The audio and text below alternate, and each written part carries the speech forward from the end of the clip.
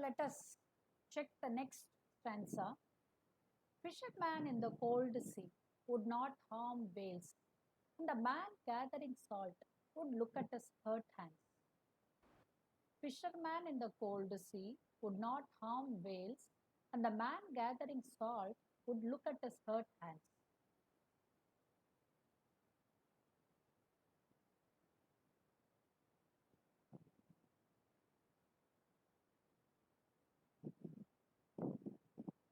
Now, fisherman in the cold sea would not harm whales.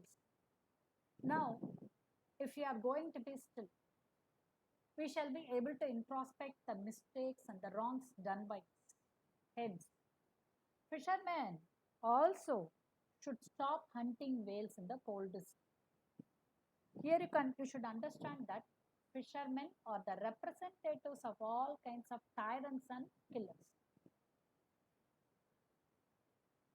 The poet wants the fishermen to stop their work and realize their mistakes. It's not exactly the fishermen. Fishermen are associated with the work that they do, killing, and they are spoiling the nature. They are destructing the nature, that is whales. They are exploiting the nature. They are killing, hunting the whales, fish, and other things for the selfish needs. It's not exactly the fishermen. They are symbolized with that.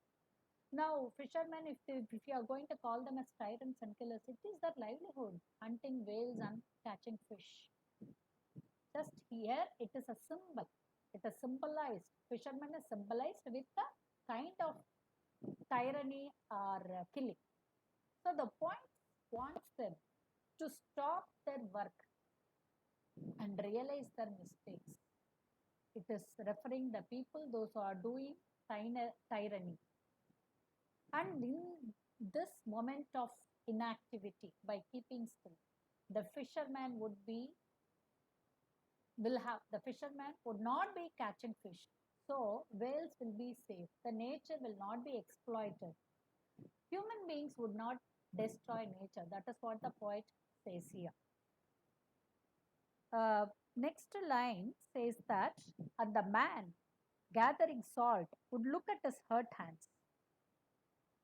Here, the man, the salt gatherer, is explained as the representative of the poorest strata. They go up to any level to earn their livelihood and often hurt themselves irreparably. So here the poet says, the man gathering salt would look at his hurt hands. When he doesn't gather salt, he will have time to look at his hands. He will have time to tend his wounds. So the suffering that the salt gatherer goes through while collecting salt will be taken care if he is going to be still, if you are going to introspect, when he is going to be quiet, when he keeps quiet.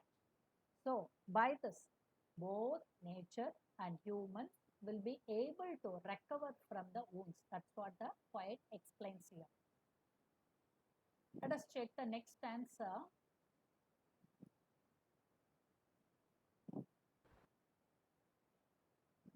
Those who prepare green wars, wars with gas, wars with fire, victory with no survivors, would put on clean clothes and walk about with their brothers in the shade doing nothing.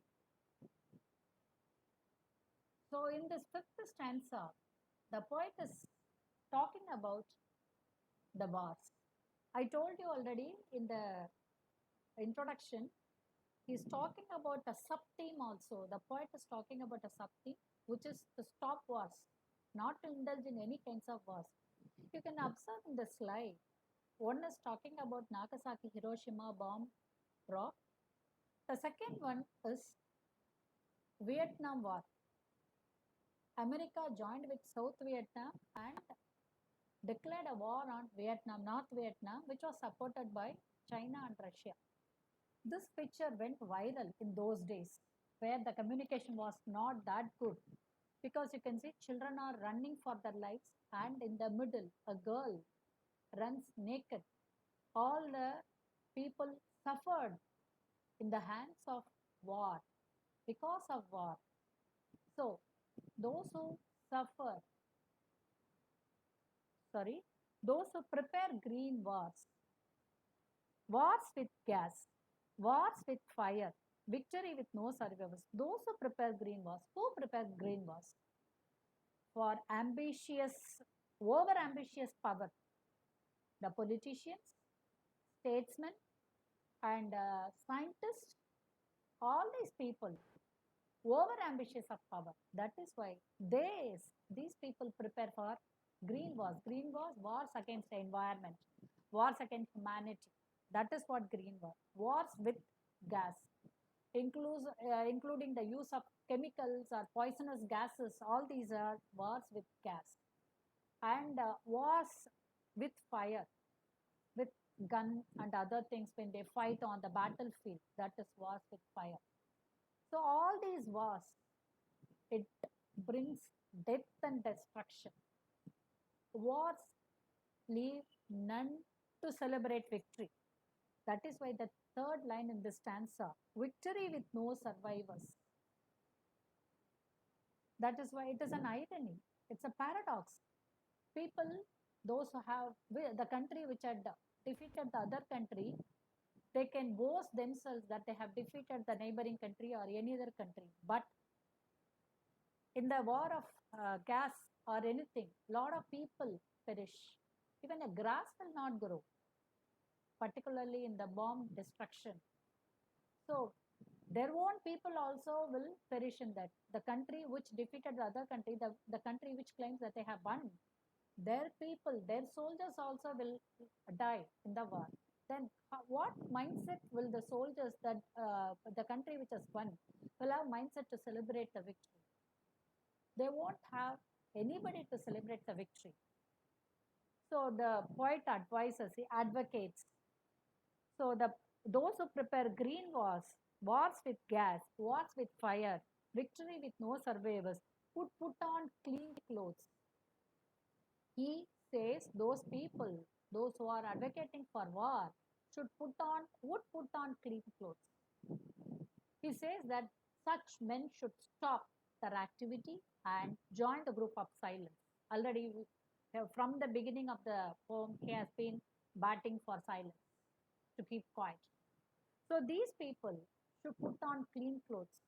Now he insists them to put on white, which is a symbol for purity, serenity, and shed their clothes stained with blood in the war of humanity, and walk with their brothers.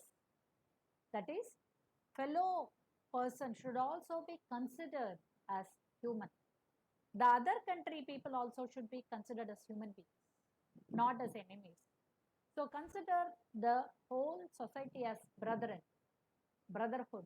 Spread the message of peace, brotherhood, humanity, harmony. So by this, you can walk about with their brothers. You can treat everybody equally like you, in the shade, in a secured way, doing nothing.